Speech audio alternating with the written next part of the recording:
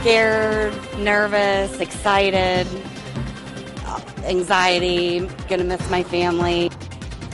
Members of the Indiana National Guard are headed overseas. Good evening, I'm Nicole Kahn.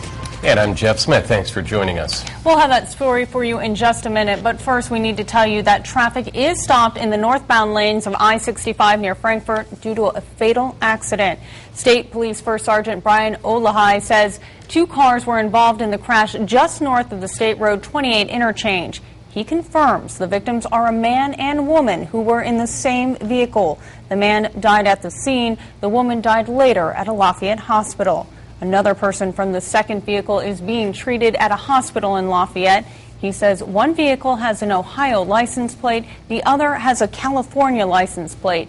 Northbound traffic is still being diverted onto northbound US 52. And we'll bring you the latest on that situation coming up at 11 o'clock tonight. Now, nearly 200 Indiana National Guard soldiers will soon be headed for Afghanistan. Laura Kirtley was at the troops' deployment ceremony in Logansport. And Laura, this was a really tough day for a lot of Indiana families. Yeah, it certainly was. There were a lot of tears. There were also a lot of applause from family members and friends of the National Guard's B Company 2151st. Hundreds gathered in the Logansport High School gym to see troops off on their tour of duty in Afghanistan. Members of the Logansport-based unit had mixed emotions.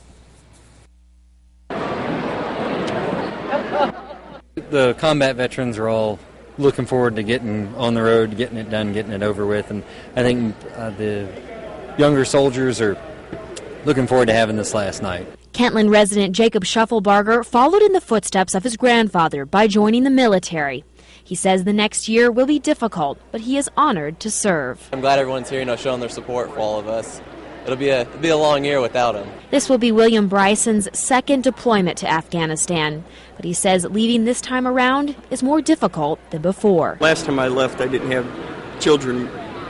Been married about 2 years, and so it was a little bit easier. Logansport residents Shay and Carrie Kelly are expecting their first child in August. Both say it makes this deployment hard to take, but they say they'll stay in contact through webcam and phone calls. It's a little scary, but I'm really proud of him and I support what he does, so I'm going to miss him, but we'll get through it. I'm more excited about being a dad.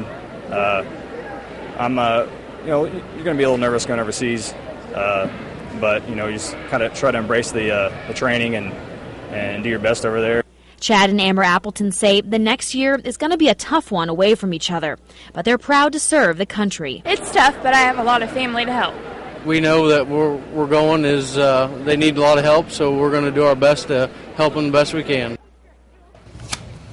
And the soldiers are headed to Camp Shelby in Mississippi, and from there they'll go to Afghanistan. Okay, Laura, thanks.